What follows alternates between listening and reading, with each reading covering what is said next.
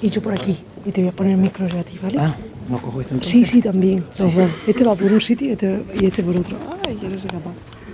Ahí. Y te lo puedo guardar donde más cómodo esté, o por dentro, Vale, o no, me lo guardo en el atrás, bolsillo. Vale. donde quieras, ¿vale? Perfecto. Bueno, buenos días, buenas tardes ya casi. Mi nombre es Andrés Dávila, soy responsable de depuración y economía circular en Hidralia. Hidralia es una empresa andaluza perteneciente al grupo Veolia Agbar y vengo a hablaros de ecofactorías. En la presentación hay bastante información porque ya me dijeron que os las iban a pasar y entonces quería plasmar toda la información posible en ellas. No voy a poder hablar de toda la información que hay en las diapositivas porque media hora es imposible, pero sí quiero que os quedéis en el concepto de ecofactoría, en qué significa, en cómo se alcanza. Primero vamos a ver el entorno, cómo se desarrolla y qué realmente es una ecofactoría, cuál es el camino a seguir para alcanzar el objetivo de convertir una instalación en una ecofactoría. Veré muy de paso, todo lo rápido que pueda, dos ejemplos que han sido nuestra guía en la empresa, aunque son plantas grandes, para conseguir diseñar ese itinerario. Luego veremos ejemplos de ecofactorías en pequeñas y medianas instalaciones, que las hay. Y luego os hablaré de cómo nosotros estamos cuantificando o estamos valorando y puntuando a nuestras depuradoras en función del nivel de ecofactoría que consideramos que tienen, ¿vale? ¿Por qué ecofactoría? Bueno, estamos en un entorno de cambio climático que exige una descarbonización y rápido. Estamos en un entorno de estrés hídrico, un entorno en el que, como ya han dicho todos los ponentes, el agua reutilizada es una exigencia prácticamente. Ahí tenemos la nueva normativa europea. Esto hace que compañías como la mía adquieran ciertos compromisos claros para combatir el cambio climático, disminuyendo drásticamente la huella de carbono asociada al consumo energético que tiene una depuradora, compromisos vinculados al agua como elemento esencial para la sociedad, que hay que reutilizar y hay que reusar y darle otros usos aparte de volverla a disponer en el medio, y compromisos vinculados a cambiar ciertos paradigmas, a cambiar el hecho de que una planta únicamente es un proceso, que ya veremos, que deja de ser lineal y se centra en la circularidad, ¿vale?, que está en el centro de nuestra estrategia. ¿Qué es una ecofactoría?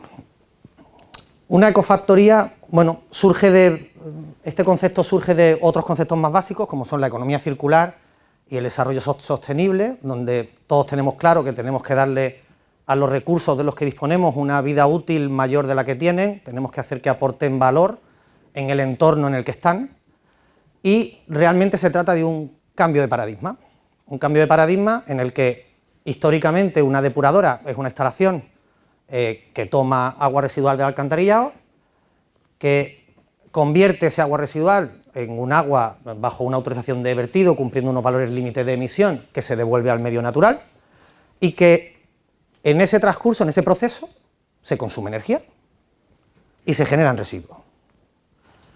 Este modelo lineal nosotros queremos cambiarlo, además sé que es un objetivo que tienen muchas compañías, no solo la mía, a un modelo circular. Un modelo en el que ese proceso no solo, iba a decir deje de consumir energía, puede dejar de consumir energía o consumir mucha menos, o incluso veremos casos en los que se aporta energía a la red, y dejen de existir esos residuos para convertirse en recursos valorizables, y al agua se le den muchos más usos que únicamente devolverla al medio, porque devolverla al medio a un cauce público sí que tiene un aporte de valor, pero cuando hablamos de plantas de costa donde estamos tirando el agua al mar y luego nos ponemos a desalar, pues da la sensación de que estamos haciendo un poco el idiota, ¿vale? Una vez que tenemos claro que es una ecofactoría, yo quiero contaros cuál nosotros consideramos que es el camino o cuál es la metodología que nosotros hemos seguido para cuando nos encontramos plantas que no están concebidas o diseñadas inicialmente para ser una ecofactoría, cuál es el camino que intentamos seguir para conseguir que terminen siéndolo. Y se basa en 4 ejes fundamentales de trabajo: la descarbonización energética, la reutilización del agua, la valorización de los recursos y la calidad, con 2 ejes transversales no menos importantes que hacen posible los otros 4, que son la digitalización y el entorno, el ecomunicipio que se llama aquí. Todo ello para contribuir a la transición ecológica de la que estamos hablando. Voy a pasar a ver cada uno de estos ejes de trabajo en términos generales, luego veremos los 2 ejemplos de planta y luego intentaré concretarlos en acciones concretas en plantas pequeñas, ¿vale? Por aquí voy a pasar más rápido. La descarbonización, bueno, pues pasa principalmente por 2 acciones para mí, en general en las plantas.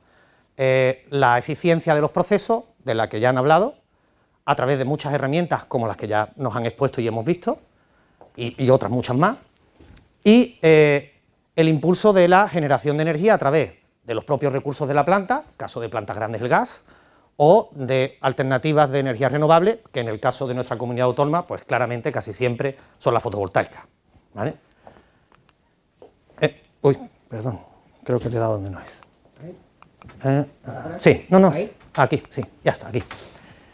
En el segundo eje, la utilización del agua, bueno, ya sabemos cuál es la directiva europea, sabemos que precisamente en nuestra comunidad autónoma es una necesidad acuciante,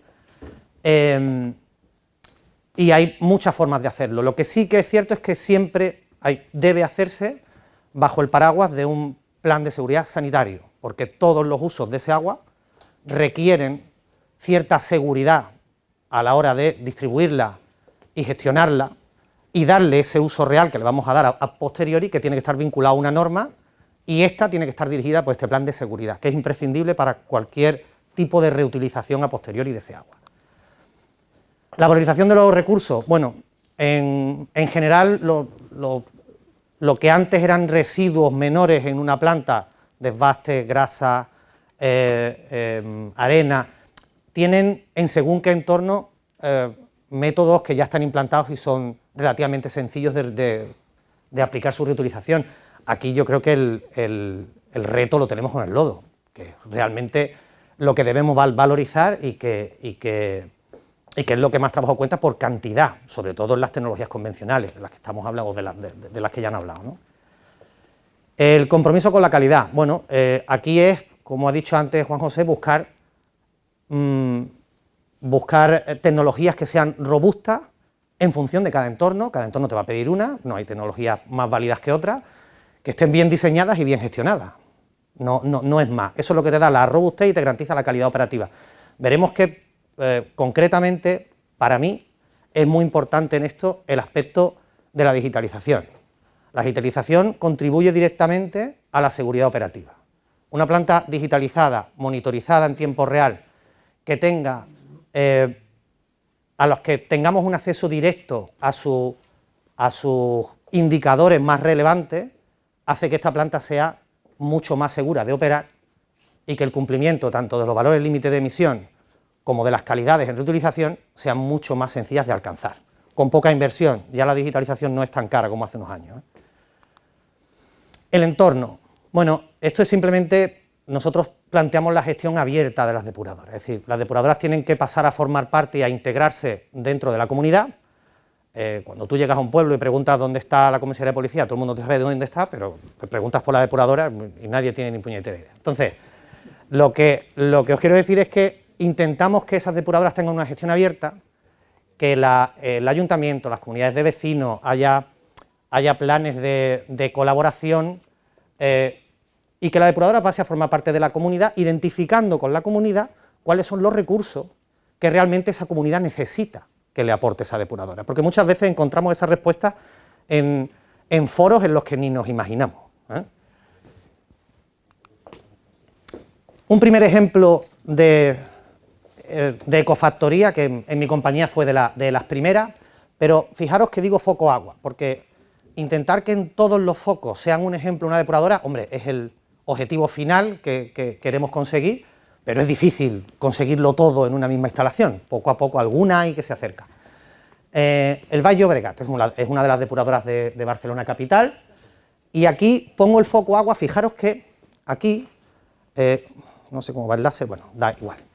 Aquí te dice que solamente está reutilizando el 44% del agua que produce. Bueno, cuidado, son 34 hectómetros cúbicos, ¿vale? Que no es poco.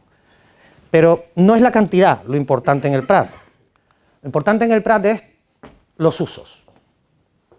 El Prat está regenerando agua para recargar el humedal del delta de Llobregat, para uso en industria de la zona franca, para uso urbano en los depósitos de riego de baldeo de calles del Ayuntamiento de Barcelona, está haciendo agua regenerada para ciertas comunidades de regantes, está a través de un tratamiento cuaternario haciendo agua prepotable, es decir, agua que bombean aguas arriba del Llobregat y que luego se devuelve a cauce y más abajo es captada por la etapa de Sant Joan d'Espí, ¿vale? Agua que, honestamente os digo, que está limpiando el río Llobregat. También a través del tratamiento cuaternario se está haciendo una barrera contra la intrusión salina. ¿Y cuántos usos hemos dicho ya? Entonces, para mí, el ejemplo de esta depuradora es que consigue prácticamente hacer agua a la carta. Es un lujo que se pueden permitir depuradoras muy grandes. Depuradoras, cuanto más pequeñas son, más difícil es hacer esto. Pero es un objetivo que tenemos que perseguir. En plantas no tan pequeñas, en plantas que estamos llamando medianas, darle varios usos al agua es posible, ¿eh? Bueno, aquí veis, esto es una fotografía del aporte al río y de la captación de la etapa. Aquí tenemos una planta andaluza, ¿vale? Que es una de las depuradoras de Granada, la Biosur. Esta planta para mí es un ejemplo en el foco, en el segundo eje de trabajo, la descarbonización, la eficiencia energética. ¿Por qué? Porque quizás es de las primeras plantas del país, ahora mismo está en un 135% de autosuficiencia energética. Es decir, está aportando energía a la red y no trabaja con cosustrato, ni tiene aporte de cosustrato externo, lo hace con lodo de la depuradora, urbano, ¿vale? ¿Cómo se consigue esto? Esto lleva una metodología que en plantas con tecnologías no convencionales o blandas no se puede seguir exactamente así, pero en plantas medianas sí. Y es una metodología que siempre hay que seguirla igual. Bueno, aquí vemos la evolución. Esta planta en el año 2010 estaba por debajo del 40% de autosuficiencia y esta evolución que os voy a contar la ha llevado al 135 en el 2023. ¿Cómo se consigue esto? Primero, bueno, este es el proceso que se ha seguido. Primero, cambiando motores de cogeneración a motores más eficientes. Motores que no daban ni el 30% de rendimiento en intercambio, pasar a por encima del 40%. Importantísimo, calorifugar los digestores. Importantísimo, la pérdida de energía térmica es descomunal en un digestor sin calorifugar. Sé que en Andalucía se le da menos importancia porque por nuestro clima, pero también hay invierno, en Andalucía y se pierde energía térmica. Completar la producción con un parque fotovoltaico de 367 kilovatios.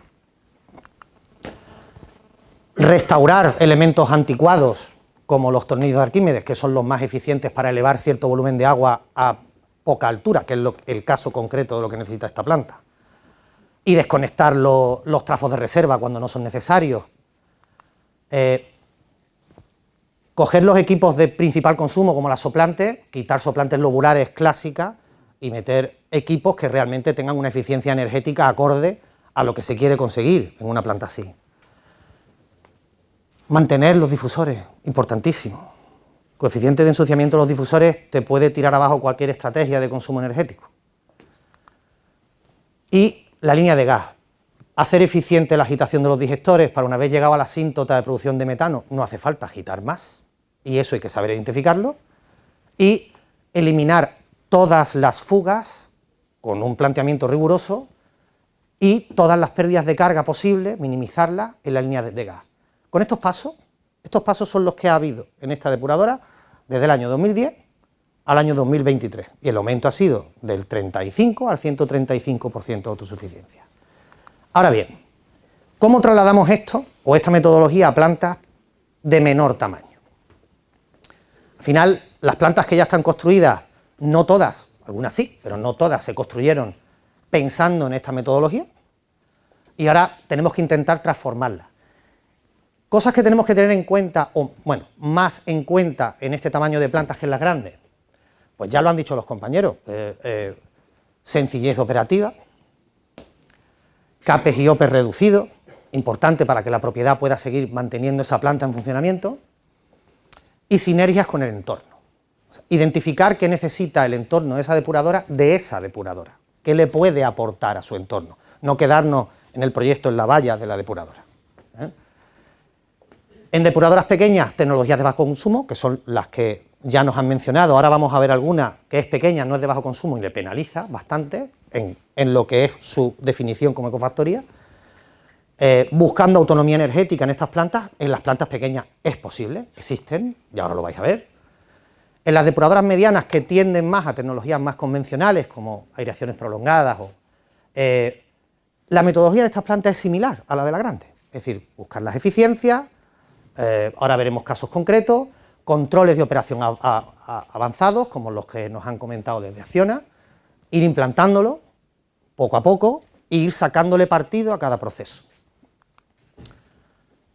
En el eje de descarbonización, bueno, aquí hay, antes no os he comentado, esto es una plantita muy pequeña, que es un ejemplo, está en Murcia, que es una planta de 50 metros cúbicos día. Le penaliza mucho un tratamiento convencional porque, bueno, es una planta que supera el kilovatio por metro cúbico. A pesar de las fotovoltaicas, que las tenéis ahí, bueno, esa planta, o sea, a pesar de su consumo, esas fotovoltaicas la llevan por encima del 70% de autosuficiencia energética y recupera el 100% del agua, reutiliza toda el agua que produce, porque cuenta con esta infraestructura para el regadío de los cultivos aledaños. Para mí es un ejemplo de ecofactoría. Una planta de 50 metros cúbicos día, pero es un ejemplo de ecofactoría. En cuanto al primer eje, he puesto de ejemplo otra planta andaluza, la depuradora de Montilla. Os cuento un poco la metodología que se siguió en Montilla para alcanzar esto. Primero, pasamos a identificar cuáles eran los KPI, los indicadores de esta planta que realmente aportan información. Los pasamos a un aplicativo que se llama Hipervisión, que nos ayuda a visualizar la planta en tiempo real, sobre todo de esos indicadores esenciales. Una vez que tenemos claros esos indicadores esenciales en tiempo real e identificamos en qué proceso están las mermas o dónde hay capacidad de desarrollo y de avance, vemos que esencialmente es en el reactor. ¿Por qué? Veis que es un reactor con turbina. No es lo más eficiente. Un reactor con turbina, difícilmente adaptable a difusores por su altura. Vale, empezamos a trabajar en los controles avanzados para esa parte del tratamiento y después de trabajarlo se consigue, con un control avanzado, disminuir el consumo energético casi en un 20%, solamente en ese proceso.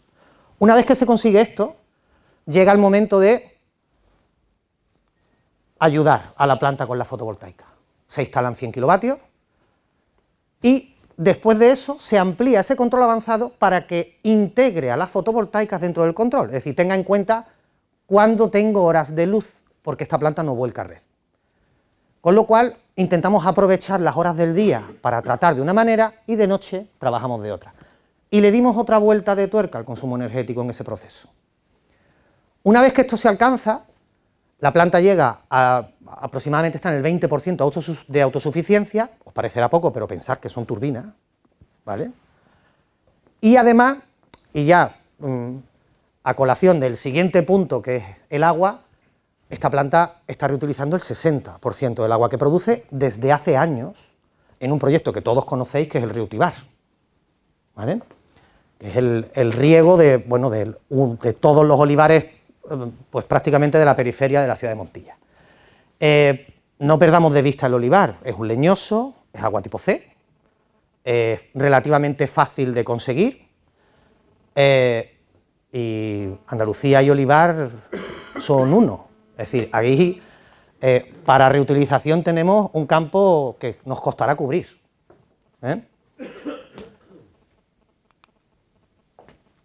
Aquí os pongo 3 ejemplos de la línea de reutilización de agua. En los 3 casos en las 3 plantas se reutiliza el 100% del caudal que se genera. Las 2 más grandes, Arenales y Carrizales, son depuradoras del entorno de Elche, de la ciudad de Elche. En Arenales el 60% del agua va para regadío, el 40% para regenerar la laguna del Clop. Veis que es una planta con un parque fotovoltaico muy grande, pero fijaros que no llega, ni siquiera llega al 10% de autosuficiencia, con un parque fotovoltaico que produce casi 200 megas al año. ¿Cómo es posible? Porque es un MBR. Es un MBR, funciona en una unidad de terciario, puede regenerar agua sin una instalación extra, pero le penaliza bastante en consumo energético. Tenemos aquí otra que tiene el mismo nivel de autosuficiencia que esta, y fijaros su parque fotovoltaico, es muy pequeñito, y tiene el mismo nivel de autosuficiencia. ¿Por qué? Porque esto es una aireación convencional con su terciario. Una planta de, esta es en torno a 3.000 metros cúbicos día, y estas son 900. Y luego tenemos el ejemplo pequeñito, una planta de 130 metros cúbicos día, que reutiliza el 100% de su agua, con otra infraestructura similar a la que hemos visto antes, para el reparto de ese agua, y teniendo en cuenta solamente esta infraestructura aledaña a la depuradora, ya los regantes se han encargado del resto.